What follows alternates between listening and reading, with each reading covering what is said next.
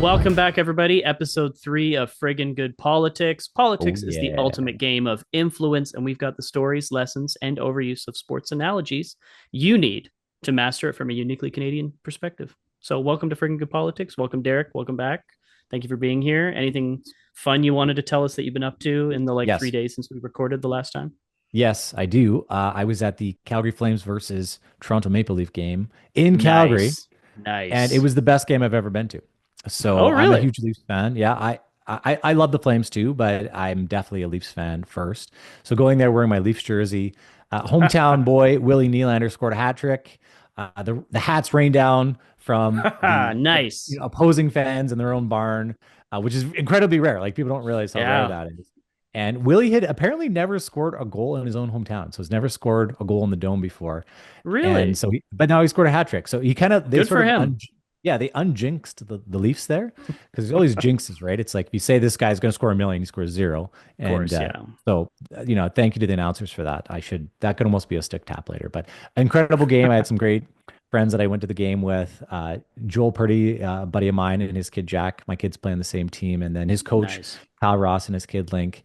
We all went together and had a great time. So. And That's also my awesome. brother-in-law, who's the trainer for the Leafs, was there, and Oh, we got to take a picture with him after and meet some players. Uh, nice. so yeah, I had a pretty good couple of days I on the have sports side. my theoretical update's so boring. I'm looking at buying a van. It's so much less cool than your Well, update. we're dads, Greg, so this will happen. Yeah, It's like this is true. I had my van purchasing decision a couple of years ago, so now you're in the Yeah, same boat too. It's very yeah. important to get a van. I still actually it's funny. I had a friend, Andy Schmidt, call me the other day because he's thinking about buying a van as well and wanted some van advice. So us Yeah, that's what as dads do. That's just what happens when you're 30. You give advice about vans. Yeah. It's right. Anyways, that's our official update for everybody. Yeah, yeah. I bet like in a couple of years I'll be doing the Leafs Flames games Oh myself. Or yeah. well, I guess maybe it'll just be a Leafs whomever because I live in the center of the universe here, so that works. Are you a Leafs Uh, fan, Greg, or who do you actually support? We need to Yeah. know Oh, this. yeah. Yeah. My family's a Okay. pretty staunch Leafs fan my whole life. I remember, especially like my I family didn't from know this. Newfoundland. For whatever reason, people from Oh, Newfoundland. Well, it's either Habs or Leafs, and yeah, my I can family see were Habs Leafs. And fans.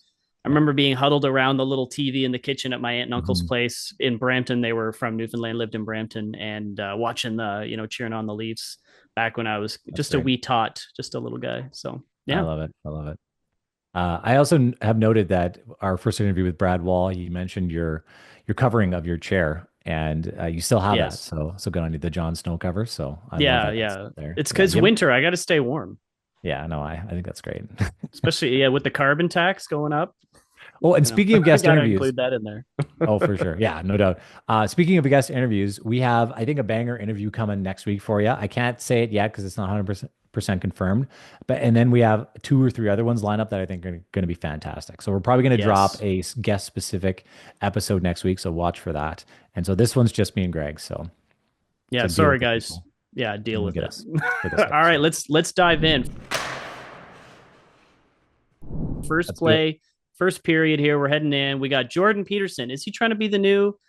I mean, technically Elon Musk is Canadian, but even more the Canadian Elon Musk than Elon is.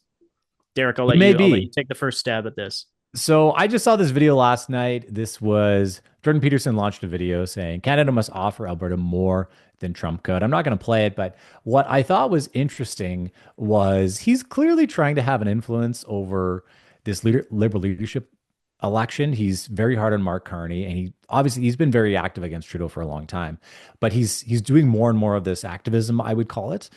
He had that big interview with Pierre Poilievre the other day. It got widely shared. And I think it's just an interesting part of the game that, in my opinion, is changing. So, what you see now is a lot of different influencer folks that have podcasts and they got famous one way or the other. They are getting into politics, playing an active role and trying to have influence. And they are. So in the States is a great example. So we saw Elon Musk have a huge influence on that election, bought Twitter, has this huge platform to say whatever he wants. But then you saw Joe Rogan get involved.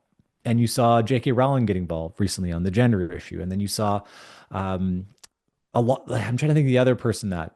was recently out there doing things. But there's a lot of different people that are starting to rise up and do different things that you'll, oh, sorry, Taylor Swift was the other one, but she was on the other Yeah. side. And so she was trying to have a big influence on that election. Obviously, George Clooney and others are doing things, but typically you saw like the music stars and the Hollywood actors being the only ones in the game. But now you see, especially on the right, all these sort of intellectuals, influencers. There's also like who's the Ben Shapiro? That's his name. Ben Oh yeah. Shapiro Come having a on, big gang. Come influence. on. Yeah, The yeah, I idea, know. the idea Yeah, that you would not remember Ben Shapiro's name. that's right. So you're seeing all these different people sort of rise up, and I find it fascinating that if you sort of ignore these people now, it's to your detriment. And so Yes. politicians, you have to find the right person that you talk to on this, but you can float things by them and you can get them to say things on your behalf or interview you. And if you don't, I think you're really missing out on an opportunity. So I think Yes. it's going to be good to watch what Jordan Peterson is going to do in the future here. He obviously isn't like a multi-billionaire like Elon Musk, but he's a nationally renowned speaker that sells out stadiums to just talk about issues of the day and you know educational matters.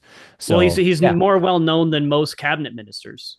oh If for you were to sure, show a picture, more people could name him than a lot of politicians these days. yeah. So that alone shows you that it's a test case in what you're talking about. And I saw someone tweet the other day of how many views, like, if you look on YouTube, it got millions of views, the Pierre Poilievre video, but then that's not counting the reach on all the other channels he posted on, plus the Yes. plethora of clips that everyone is sharing on that. I shared some clips. I shared one clip on TikTok and I think it got like 400,000 views or something like that. Holy Like it smokes. was crazy. It just went wild.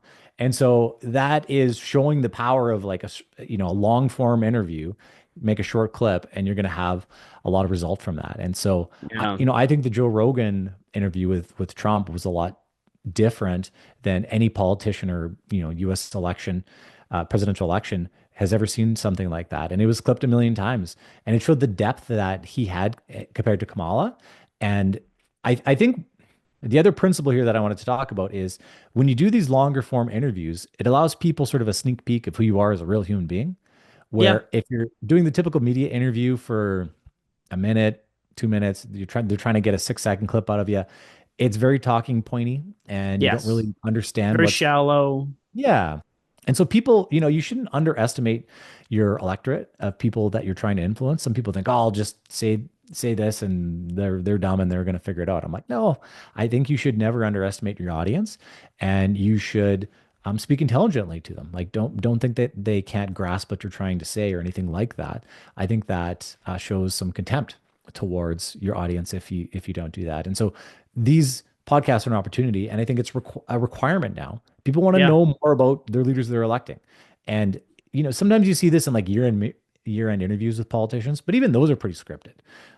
The ones that I was involved in, it's you sort of knew all the questions ahead of time, and the reporters were told what to do and what not to do. With Joe Rogan talking to you for 2 hours, you like things are just going to come up, right? And so that's what makes it interesting is that it is unscripted. And so yeah, this game is changing. It's something for all of us to watch because it has a dramatic impact on the political game and the policy game. Totally. Yeah, that Trump Joe Rogan interview was crazy. Like at one point Trump was like, "The whales, Joe. The whales, they're the windmills and the whales, Joe." Like it was just went off the rails on what he was talking about. But no, but you're absolutely right. And honestly, podcasting is kind of the new news world. Like It actually is. speaking of Trump, in his press conferences now at the White House, they've made room in the little room with all the chairs. I'm sure we're all That's familiar right. with it.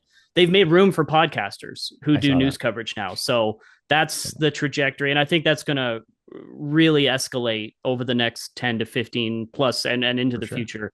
Goodness knows what the heck the world looks like in 15 years, but at Yeah. least for the foreseeable future. Well, the traditional media is in decline. There's no doubt about that. In Canada, it's being propped up by the government, the federal government. Without it, there would be a lot more out of business. And Yes. so, once, I think if a Poilievre government gets elected, there's not going to be the same subsidies for traditional news. So those are going to go down and you're going to see the rise of influencers. And I think Yeah. the Trump White House was saying it was podcasters, social media influencers, and several other kind of like alternative media sources. And Yeah. so I think they're sort of seeing the writing on the wall on the game that's getting played, and they're like, we're changing and they're adapting. And I Yeah. think other political parties and leaders have to figure this out before you get too behind in the game. Totally. And make sure you know like who's pod wait, hold on, how do I say this? Which audience is listening to which podcast? Yes, Because like that's right. Trudeau actually he went and did a bunch of podcasts last year in an attempt to try and recover his image, but he was basically going on podcasts that were preaching to the choir. You've also Yeah, got to reach out to other audiences, if or at least if you want to reach those other audiences, you have to go to the podcast where those audiences exist. that would have Otherwise, actually yeah, you're been stuck in an echo chamber. for sure. That actually would have been a good Hail Mary for Trudeau to do is to go on sort of a competitor's podcast and try to be really strong and fight Yeah, back. yeah, And so that's an interesting play that somebody could run at some point is if they're struggling, it's like maybe that could revive your career. It's very yeah. risky because it could very much damage your career too. Yes, it could So blow up in your face, but you could also mhm, look like you know what you're talking about, answer tough questions, mhm, things like that. So, anyway, something to think about. absolutely. All right, jumping into our second period here, slamming against the boards. We're moving quick. Oil and gas ping pong across Canada. We saw. I'll start us off. We saw David Eby, the NDP premier out in BC, Hmm. talking about being pro oil and gas, which was quite the sight. I'll see if I can. Do I have the clip pulled up here? I won't actually play the audio, but I'll share it anyway. We Yeah, saw I him. He I was thought talking about how if you're not buying Canadian oil, you're gonna have to buy it from Venezuela. That's the alternative. So it's quite the change where we've now got BC NDP premiers mhm. talking up oil and gas. That's quite a sea change we've got. Yeah, that's very rare. I think David Eby is sort of seeing the writing on the wall here. And there's that new poll that came out from Angus Reid saying 80% of Canadians want to see pipelines built. Is it 80%, Yeah, Greg? You can correct me yeah. if Here, I'm let me wrong. let me pull it. I believe the floor was 74 out of Quebec. It was commissioned by Angus Reid, done between the last couple of days here. Yeah, 74% was the lowest Wow. support in Quebec, but other than that, like even 74%, what other issue in Canada can you get agreement Mhm. over near three quarters of a percent of the country agreeing Yeah. on an issue like that's very impressive. That Obviously is in Alberta and Saskatchewan, who's the 11% of Albertans that don't want pipelines? I want to talk to those guys, but not what the heck's many. going on? What's going on there, guys? Come on. Yeah. Well, yeah, I think David Eby is kind of reading the bowling and understanding that, hey, this is a big risk for BC and it's a big risk for Canada. And Yeah. maybe we should move on some of these things. Maybe that is smart. Like if you think of BC, they have incredible opportunities to Oh my enhance gosh. their Yeah. economy and build amazing infrastructure that would benefit them, their people, and Canada for decades and decades and decades. So, yeah, I think it's smart for him to do this, but I think he's testing it first. I think he's trial ballooning this a little Yeah. bit and seeing where it goes. Because the other thing that you saw this week that was a little bit frustrating is like I'm like, all right, great. Like, I'm in Yeah. Alberta. Let's go. I'm pretty pro pipeline. Here, you caught me. Red-handed. I like pipelines. I think they're smart. I think we should export our energy and not take giant discounts The by only RCMP selling is it to the already on their Americans. way to your house to Yeah. Oh, arrest I know. you I'm pretty worried for about it. your views. Yeah. Yeah. my my anti well anti-environment. No, it is. It's what it is. So uh, I saw now Quebec coming out and saying some people in Quebec were like, okay, yeah, pro pipelines, but then the bloc leader says, no, no pipelines ever are coming through Quebec. Yeah. So I that's pretty frustrating. And then you saw Mark Carney come out as the new potential Liberal leader is probably going to win, and he said, yeah, we need more pipelines, but only if Quebec agrees." And you're kind of Yeah. like, well, so that means we're never going to get any pipelines through Quebec and out to the Atlantic. So At I, least you know, I under if we continue down that trajectory, if we continue with that style of leadership, yeah, yeah, where they're yeah. not willing to push the envelope a little bit. So despite the fact that Quebec has massive support for pipelines, would you say 74%? Yeah. That's pretty darn good. But Quebec politicians have not been bold enough or brave enough to say, no, we actually need to do this.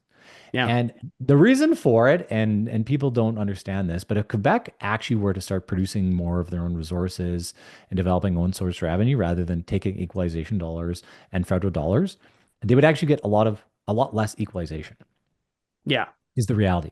So they get billions and billions. It's, well, what is it, 11 or 12 billion dollars in equalization right now? It's a huge part of their budget. And if they started actually making money in their province, they would get a lot less equalization. So they're actually Yeah. incentivized in Canada to not make more money Yeah, it's and to brutal. develop resources. And so that's why I think these Quebec politicians, even though the people want it overall, maybe people in Quebec City don't want it or downtown Montreal, but I think More downtown overall, Montreal, I would say, than any other place. Yeah. you're right. Yeah, exactly. So, they don't want it, but I think they're making a calculation. And it's just like, we're just going to stop all this because it's not good for Quebec because it would mean less equalization dollars, which is frustrating in our nation, I think Yeah. overall. And if I can go back to the Jordan Peterson thing, that's what he was saying Yes. is the whole point of it is what the deal is for Alberta and Canada right now isn't very good. And so our nation has to be careful that Trump doesn't offer something that's a lot better to Alberta than what is currently existing, because then Alberta might actually, really seriously consider what's going on down south and how we can work a lot more with the Americans or join the Americans rather than try to deal with Quebec and try to get a pipeline through Quebec, which just ain't happening. Now, at least No. BC is considering it, so that's Yeah. interesting.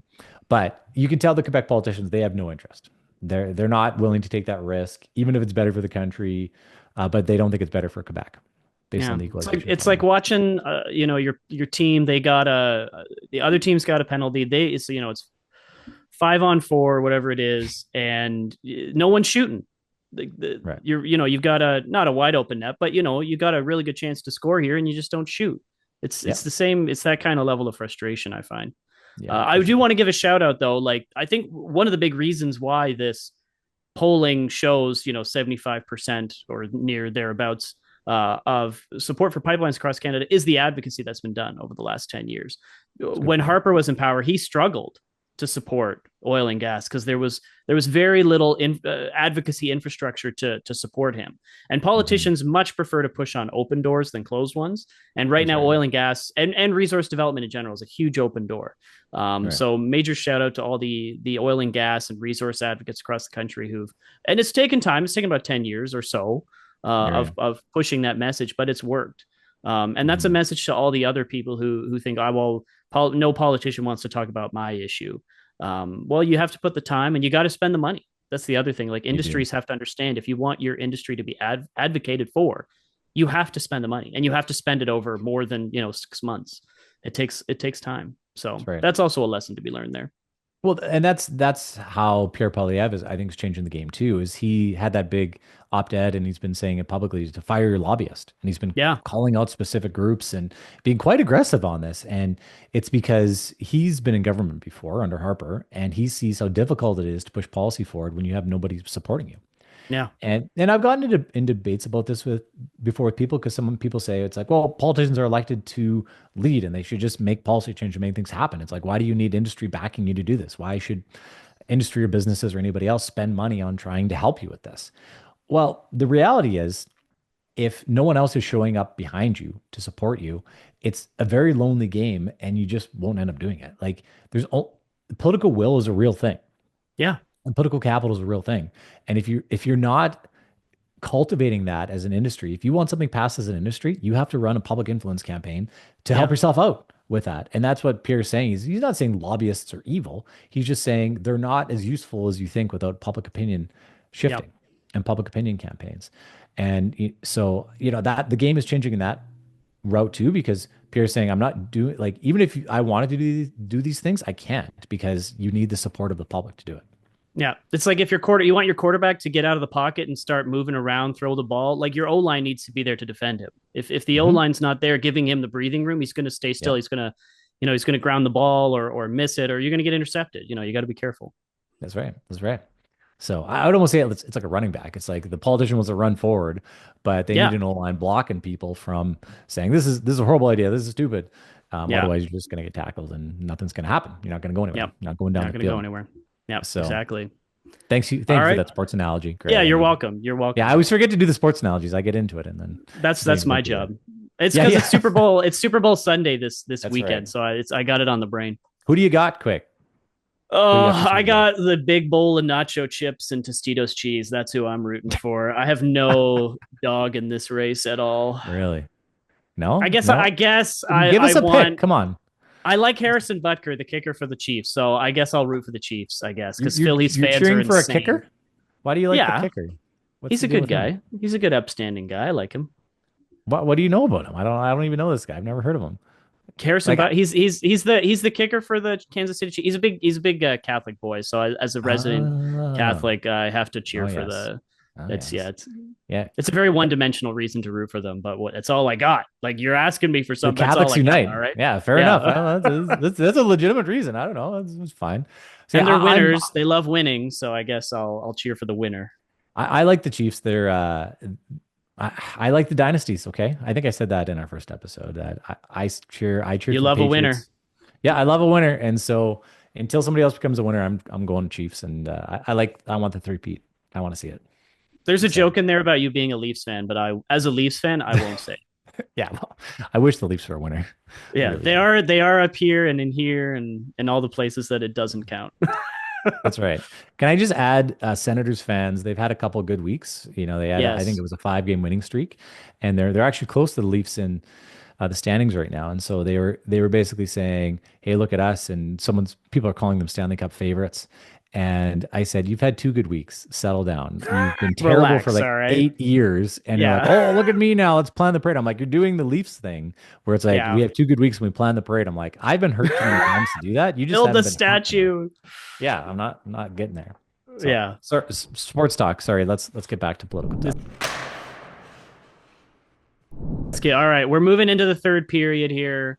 We're talking Mark Carney doubling down on what we'll call woke in air quotes. Mhm. He went on this 36-minute tirade on CBC, and he was trying to make. He didn't say I'm doubling down on woke, but he intimated that if Trump's going to be anti woke, we're going to be the antidote to that on the world stage. And Yeah, to try and I think understand what he's doing. Oh, sorry, you go ahead, Derek. What? I think he said he was going to value. We're going to continue. In this war against woke, we're going to continue to value inclusiveness. So Yes. basically, what he's saying, he's rejecting this war against woke, which he kind of is doubling down on it, which is what Yeah. people are saying, which I agree That's the with. framing of it. Yeah, and even if he doesn't intend to say that, that's how it's being heard. And even if he doesn't intend it to be woke qua what we all kind of understand to be woke, when you say things like inclusive, like that's what people hear now. They hear and they imagine in their mind, the drug issue, the gender issue, like all the issues that Yeah. have come up that Trudeau was a big champion of, that people are. And I think they underestimate to their peril the amount of Canadians who want to get away from all that. Hmm. Like there is sort of a baseline level of progressivism in Canada that will always be there, but Oh, for sure. Yeah. it's gone way out, and I think Canadians are ready to claw it back. And so I mean I understand what's the play. So what's Mark Carney's play? I think he's trying to position himself as the true successor to Trudeau. He's the behind the scenes successor, and I think he's trying to Hmm. telegraph that outwardly. He's trying to make himself the progressive candidate to remind people like don't go anywhere, don't all the voters in the Liberal camp don't get spooked. I think he's Yep. trying to scoop up like the NDP is floundering right now federally. And so I think he's trying to scoop up a lot of those progressive voters in the NDP, Right. especially Right. since Pierre Poilievre's done a very good job of scooping up the sort of trades workers NDP Hmm. voters. He seems to have scooped up a lot of that. So I think that's what he's trying to do. But I think there's a lot of risks that come with what he's doing. Like A, we already talked about the woke stuff. B, I think he runs the risk of like he's trying to get away from being Justin Trudeau and an outsider, and I think he's running right back into it with this stuff and Hmm. the accusations that come along with that. It's still the same Trudeau team behind him in terms of MPs and staffers Yeah. and things. So there's still all the same negatives and foibles that come along with that. So Hmm. and appearing on U.S. media too with that, like he's trying to do the grand statesman thing, and I don't think it's working, or at least it comes with a lot of risks. We'll see. Yeah, I think it works for what he's trying to do. Like my way to describe this is it's a nice warm blanket for the Trudeau NDP Liberal coalition. Yeah. So to them, it's like, they're seeing all this Donald Trump stuff. They're seeing their previous kind of hero go down in Trudeau, and they're like, we just want to feel safe again. And I think what Mark Carney is doing is making them feel safe and keeping Yeah. that coalition alive. And so I think it's actually a good play for him to do it, because here's what you can do in leadership races. You see this all the time is you can be one way in a leadership race and you can kind of switch pretty quickly to another mode in, once you're elected. Again, there's risk no matter what you're doing here, because then you Yes. get, like Aaron O'Toole did that, where he's like, I hate carbon Flip flopper. taxes. Yeah, flip flopper. So it's like, I hate carbon taxes in the and he was true blue conservative, and then he was like, I'm pretty much a liberal, or I'm actually worse than liberals in some I believe ways. that's a direct quote, actually. Yeah, I'm actually a liberal. but he came up with his own carbon tax, and it was this weird scheme savings account thing, and everyone's like, Yeah, which what he is this? didn't name. Name your stuff. Politics 101. If you're going to have a thing, give it a name. Yeah, Otherwise, everyone else will give it a stupid name for you and attack you for it. exactly. So I think if Carney, he'll have to pivot a little bit away from this. I think where the electorate's at in Canada right now, if he's going to have Yes. success. So I think it's actually a pretty good play for him. Again, you mentioned the risk. He looks a lot like Trudeau and sounds like Trudeau a lot when he says this.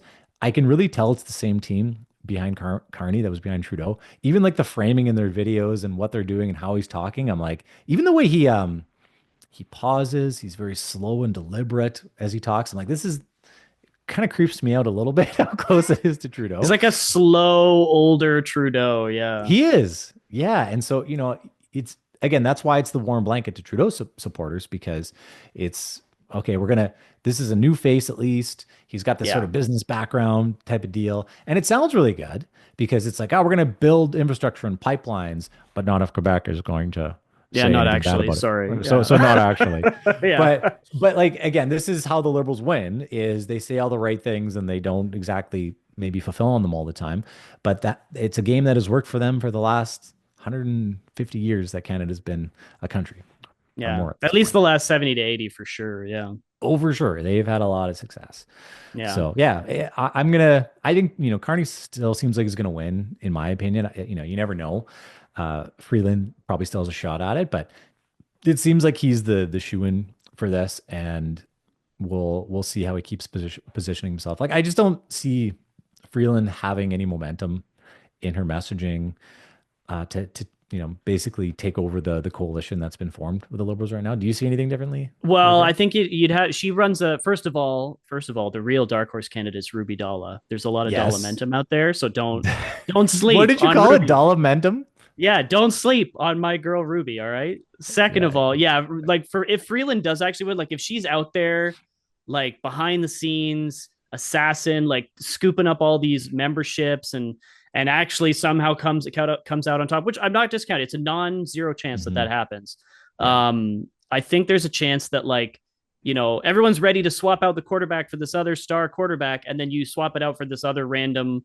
You just pulled them up Yeah. off the B team and throw them out Hmm. there, who everyone doesn't really like because they like kick the other quarterback in the shin on their way Hmm. off the field. So Right. you bring them back on, and then all the other players are like, "What the heck? I don't want to work with this guy or gal Yeah. in this Yeah. case." So I think Hmm. there's a risk that like there's a little bit of what's the word insurrection that goes on Yeah. if she There takes could be over some of as that. leader. So Yeah. we'll see. Yeah. We'll see. Well, it's an interesting race, and it's really short too, so it's hard to get a sense of really what's happening. I think we'd have to talk to more people connected So in the Liberal Party yeah, for that. yeah, like this is happening at light speed, and so yeah, And then like we tariffs have. are happening all at the same time. Like Oh my gosh, like it'd be it's a so much. terrible campaign to try to run. Like I just even think of like the media last week. It's like you're like, we should do an episode, and it's like everything's changing every day. Yeah, like what do we do? This is crazy. There's like a million things happening. Like Yeah. I think if you saw what like politicians were incredibly active last week, incredibly active. Like Yes. every leader. I think the MPs and the general caucuses were quiet. Because the leaders were like pivoting on an hourly basis based on the next thing Trump was going to Yeah. say. And Pierre Poilievre, you saw his video content come out. He had like, a massive amount Oh my of work gosh, being yeah. done there and announcements and Crazy trying good to stay on work. Yeah. top of this. The dude is one of the hardest working people I've ever seen. And it's fascinating to see what happened last week, and how the country really pivoted so fast. Yeah. And yeah, so we'll see where it goes. It seems like it's calm for now, but Yeah. For in now. another 20 some days from now, we'll see what happens. I mean, it's 2020's too far out. Like tomorrow. Like what the heck's gonna happen tomorrow? Who knows? Well, with Trump, I was going to talk about this as a funny thing as well, is he changed the channel. So he was kind of like, I'm done with Yes. this tariff stuff now, wrapped up the deals with Mexico and Canada in like 2 days. And then now he's Deals. going to, yeah. So we'll see. But he's like, I don't know if this is working anymore, this whole 51st state thing. So I'm just going to pivot and talk about buying Gaza now and taking Yeah. it over. Like And it's like, what? whoa, this is a big channel change here. Like it's actually Trump's kind of crazy in what he does here, but it's actually a good lesson to say sometimes you need to change the channel. And it's something's not working. You're trying something that wasn't working, change the channel, do something else Yeah. provocative and interesting. And the media cycle is only 24, 48 hours anyways. So people have sort of forgot. Like I know Canadian politicians now we're kind of back to regular your regularly scheduled programming in a Yeah. lot of ways. Yeah. So yeah, if you're ever in trouble, change the channel. Yeah. And Yeah. Like people will if be like, you're, why aren't you talking about this anymore? And it's, well, we're talking about this thing now. yeah. Yeah. Like if you're trying to throw the ball downfield and people keep dropping, you got to switch it up. QB sneak. They're not ready for that. You throw in a little Absolutely. QB sneak, you get your 1 yard, you get your first down. Good to go. Except like the analogy falls apart for Trump because there's so much chaos energy around him. It's not even the metaphor doesn't do it justice. His chaos energy is the strategy, Oh my, yeah, is what it it is. is. It's It like, is how do you, absolutely. as an opponent, how do you even keep up with what's going on there? It's You wild. can't. You can't. Yeah. Yeah. Moving over to the chirp of the week. I had, and it was more just because it was really funny the way it happened. Pierre was on CBC, or well, he was on a press conference, and someone from the CBC asked him, and it was in the midst of all the tariff stuff, Yeah. and the team, all the talk about Team Canada, and someone asked him, "Would you be willing to step aside and not have an election?" Yet, and Pierre was like, "Are you kidding? Like, step aside? No, I'm not doing that. What a stupid question!" Like, Yeah. and he just like perfectly handled it because it really was a silly question. Like, no, Pierre Poilievre, the guy polling at 40 plus points, is not going to step aside so that what Yeah. And not either run. Mark, yeah, not run so that what like Justin Trudeau or Mark Carney or Freeland can just continue. Like, no, he's not going to do that. Yeah. And then another CBC reporter like a day later was going to ask him a question, and he was like, "You're not going to ask me if I'm going to step down, are you?" Which was also a funny moment. So Yeah. it was just a funny moment amidst all the chaos that I got a good chuckle out of me. It's pretty good. Yeah. No, it was a good chirp. It was pretty funny. And again, this is sort of the way you see right-wing politicians now. They de-emphasize the influence of the media by sort of making fun of them. Yeah, Like Trump did this where it's like fake news. You're fake news, CNN. It's like I don't even recognize anything you say. And with the CBC, they're obviously they don't like Pierre. Let's be honest. Like he's trying to defund them. yes, So of course they're not going to like him. So they ask him odd questions sometimes, and he calls them out for it. And I think it's actually smart for politicians to do this. The left should do it too. If yeah, they're being asked not a non-legitimate question of like, why would you do this? Like I've seen left-wing politicians say that was a stupid question. Next question. And I'm like, I don't mind that. Like I think the media for the most part is very well informed and asks great questions. But if they don't, they should be called out for it. I think that's fine. yep. No, absolutely. Now we're moving on to the sin bin. First one for Back to me, Carney. back to Carney. Uh, like primarily him being willing to use Quebec. Like I think was it Legault or Blanchette who said? I know Legault had some comment too, where he's like, "Well, I don't know if there's any appetite to reopen Energy East about pipe," and he just seemed so eager to just sort of, "Oh, well, I guess I'm the build candidate who won't actually build anything." Like Hmm. it just Hmm. felt so weak and weird. Like I don't, and you're giving Pierre Poilievre and the CPC ample opportunity to attack you for it when you say it so openly Hmm. like that. So I thought that was, and his French is still bad. Like he kind of pretended like someone was asking him a question in French. He was like, "Oh, can you speak up? I can't quite hear you." And I was like, "You obviously are needing like him to ask this question multiple times to fully understand what he was saying." And he like had to like really slowly think through his French. Whereas like obviously Justin was like just like perfect on his French. Hmm. Pierre's gotten really good. Even Freeland's Quebec or French is not too bad. But I Hmm. just thought I was like, you got to work on that, bro, because come debate time, if you sound like amateur hour on the debate stage, it's going to hurt you. Even if Yeah. even if voters generally like you, if, in Quebec, if your French isn't good, they're not going to like you. Yeah, he probably hasn't been practicing too much French when he was in the UK doing his Yeah, banking jobs. So yeah, yeah, I could see him being a little rusty for sure. So yeah, you definitely want to clean that up for him. But you can only do so much. This all happened very quickly. yes, But yeah, it definitely has to get better. And I don't like this whole Quebec's the excuse to do nothing and build nothing. And he sort of lame. just it's like giving Quebec a veto on everything. And it's like Yeah, he it's like if it's in the national interest, we'll do it. Except if Quebec doesn't want to do it, which we talked about before. So we kind of scooped ourselves a bit on this sin bin. But for me, this is not how Canada's supposed to work. This is not Team Canada. He's no, on Team Quebec right now. yeah, yeah, absolutely. And second sin bin, the opposition parties in Ontario. all three of them. Doug Ford has completely sucked up the attention and the headlines and the energy. No, very few people are like I saw a little bit from Bonnie Crombie the last couple of weeks, Hmm.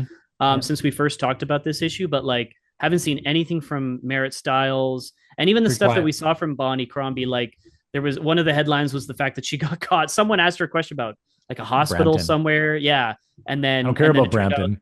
yeah, they were. Yeah, I don't care about Brampton. And then someone was like, "Well, what about this ER that got shut down?" And she was like, "Oh, I know it's terrible that Doug Ford's blah blah blah." But that ER had got shut down by the Win Liberals like 10 years Hmm. ago. So she got caught in a couple of foibles, but she hasn't done anything to like steal the energy, steal the attention, steal the Yeah. headlines, really, other than in maybe a negative way. So Doug Ford, like the latest polling still has him at what 47, 48%. Like he's Yeah. he'll probably like will there even be opposition parties left by the end of this election? We'll see. Yeah, like this is a different sin bin because it's not like a big thing, but it's more like you haven't found an angle to give you any momentum.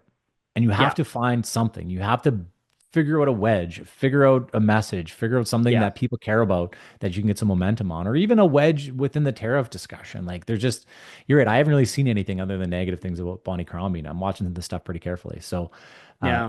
if they want to make a move, they got to do it pretty quick here. They just don't Yeah. seem to have a move. Like you really do need something provocative to get people going nowadays. I remember when Trudeau was running, and the thing that got him popular initially was that he was going to legalize marijuana. Yeah. It's a Like big that thing. was, you know, if you like it or you don't, I'm not a huge fan of it personally, but it was a good policy move to get his name out there and get him known. Yeah. And so you need something like that. Like even Danielle Smith, I'll go back to her leadership election. She used the Sovereignty Act as Yes. her Yeah. big pitch, and that sucked up all the attention Oh and got yeah. everybody talking. And I feel like politicians that don't have something big and unique to talk about, a big vision or a really unique policy, you just sort of get left behind.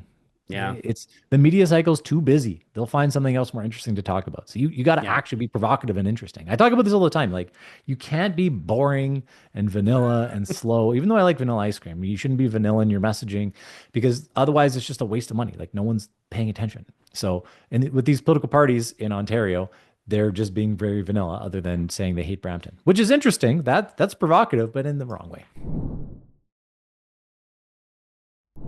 Yeah, moving on to stick taps. We'll head over to that. We'll round out our podcast here, shouting out anyone that we were impressed by or did something that we thought was worthwhile. Derek, I'll let you go first. Shannon Joseph is someone I met at an event the other day. She's a great energy advocate, and she is in Japan with other shout out to Minister Rebecca Schulz, who we worked together in the Bradwell government, and fantastic minister for the province. And they are, I guess, doing some really good work there. And I've just been impressed about Shannon's been able to advocate so effectively on a regular basis. So yeah, shout out to her. She's fantastic. I'll throw Heather Exner Pilot in there too, because she is doing some great advocacy as well. And Yeah, good for her. we shared some of her content. She's always been incredibly hardworking on this stuff and wants to stand up and have some influence and make a difference. And so, good job, Heather, as well. Yes, absolutely. Japan, famously one of the countries that asked us for LNG, who was told no business case. So Yeah, very no sad. LNG for you, Yeah, Japan. sorry Sorry. guys. Yeah, Yeah, famously Canada has no business case for such things. they don't. They don't. Uh, I wanted to shout out some of the Canadian premiers who stepped up to defend the border where the feds were kind of failing. Speaking of Danielle Smith, Scott Moe, Doug Ford, those premiers for stepping up and doing what needed to get done, at least seemingly to help hold off tariffs for another 30 days. We'll Mhm. see. Um, we'll see how that goes. And then your final stick tab there, Derek. I'll let you finish it Yeah, off. I'm gonna. So you went all conservative on me. I'm gonna go Wab Kinew with the NDP in Manitoba. There, Wab Kinew's been an effective premier there so far. I think people are underestimating him a bit. I also have publicly been on note to say I think Wab Kinew will be the federal NDP leader at some point. I think he'd be miles better than Jagmeet Singh for their party at this point. And so what he actually said, and I'll maybe share this quick, is is advocating for the port of Churchill. Yes. So he basically said, "Hey, if people think we're a landlocked prairie province, we're not actually. We have access to the world." And so I was going to play a little clip here for everybody. Diversifying the markets that we can ship our goods to from here in Manitoba. Like everyone thinks about Manitoba as the prairies, as the bush, but we have tidewater in the province too. You can get to the ocean from our province, and so there's a lot of this work that we're doing. Obviously, we're talking to a ton of businesses, large employers included here in Manitoba, just sending that message that we've got their back, and we're going to keep working together to grow our economy. So pretty good from Wab Strong Kinew there. message. $80 million to Porter Churchill. I think it works good for him. You know, he has strong support in Indigenous communities because he is Indigenous Yeah. himself. But there's a lot of jobs if you can get the Porter Churchill going that way. And this really works well with the tariff situation happening and for the Yes. Manitoba economy overall. So, I think pretty smart for him. And what I liked about it as well is you don't typically expect an NDP premier to say these types of things. This And is so a lot true. of people will brag about him, which is what we're doing right now, because we're like, oh, you don't really expect him to be, focused on the economy and exports and whatnot. You think of the NDP being in a certain category and caring more about social issues and gender issues and whatnot. But they politicians that surprise you do very well frequently. So I think Wab Kinew deserves a bit of a stick tap there for some good strategy and policy. Absolutely. The oft forgotten province, Manitoba, but we love you guys. We do. You're part of the federation too. Don't worry. The Jets are hot. The The Jets Jets are are hot. smoking. Yeah. Yeah, Yeah, absolutely. I I think can get every behind the Canadian team. Yeah, I can get behind the Jets a little bit. It's the Bombers that I can't get behind. So so the Bombers, they've called a Saskatchewan phobe. Terrible team, absolutely wretched team. Everyone They are knows wretched. this. They are, and they keep beating us in the playoffs, which I don't Yeah, like as a Riders fan here. classic. So, and I actually have some residual hate for the Jets because of the Bombers, even though there's kind of no connection there. It But spills over. yeah, just the fact, yeah, there's some spillover just because it's Winnipeg and it's like the Bombers and the Jets have Winnipeg in their name. I don't like them because of that, which is completely irrational, I know. But I have a good friend. I'll shout out Evan Menzies to everyone that he Good says old Evan. yeah, good old Evan Menzies. A lot of people know him. Good guy. He says he likes being completely tribal in his fandom for his Calgary Flames. So he's like, it's my only time in my life I can be illogical. And so I see his tweets sometimes and I'm like, what are you even talking about here? Like your team's clearly not that good. And he just thinks they're like the saviors of the world and they're the best team ever. And I'm like, they're not that good, man. But he's like, I just like being tribal and crazy about this stuff because I can't do it in any other part of my life. And that's why sports are fun and politics Yes. should be fun too. That's why we're doing this podcast and having a good time while we're talking about it because these are all serious issues. We get it. It's the future of the country and provinces and whatever, but it Blah doesn't mean blah blah. Yeah. yeah, it's like I'm just tired of being so serious about it and can't have a fun conversation and enjoy a good back and forth on politics. So that's what we're doing here as a podcast. I Yeah. think overall is trying to educate and inform, but also have a good time talking about this and include stupid stuff about sports in our personal lives and Greg buying a van. So if you have any Yes. van recommendations, please. Yes, message please. It's Greg currently a on. tie between the Odyssey and the Sienna. I'm leaning more towards the Sienna. We're gonna test drive it Mhm. this weekend. We'll see. Why the Sienna? What's better? Why are you leaning? We What's don't this? have enough time on this podcast for me to do my pros and cons list. Well, It's got the give me best top two. vibes. Top two. It's okay. It's got the hybrid. The hybrid's killer. Honestly, fuel Oh, the efficiency in hybrid. this economy, And this econ with these carbon taxes. with these carbon tax prices, you gotta. What was the other? It just like the inside is so Mhm. beautiful. Like it's Mm. so beautifully designed. I actually listened to I'm so down the rabbit hole. I listened to like the engineers who designed it and Oh like this wow. is why we did what we did and Oh, headroom you're and blah blah hooked. blah. Hook, I line, and was sucker on oh my the god, Sienna. yeah. It's full on dad mode right there. Just like Wow. late at night watching videos about vans. What is going on? And I like how you're like, the interior is so beautiful. It's so nice. It's a It is so van. nice. I Like know, but there's so much storage. all the non-parents are listening to this right now and be like, you guys are losers. Can't believe Yeah, you. they Yeah. already checked out. They already Yeah, turned they're this checked off. out. Okay. We better end Yeah. this podcast now. All The right. van talk is over. Thank you very much, Derek. Thank you everybody for Thanks, tuning Greg. in. Thank you everybody who did tune in and subscribe. Please like, subscribe, and do all those social media things you got to do. Please. Helps the Um, algorithms do the algorithming. yes, comment on the videos, other whatever. Invest. Can you invest? Is that a thing you can do online? I don't No, know. no, you No. can't. Okay. Well, don't do that. No, maybe later. Maybe later. All right. Take care, everybody. We'll see Thanks, you. Greg. We'll see you next time.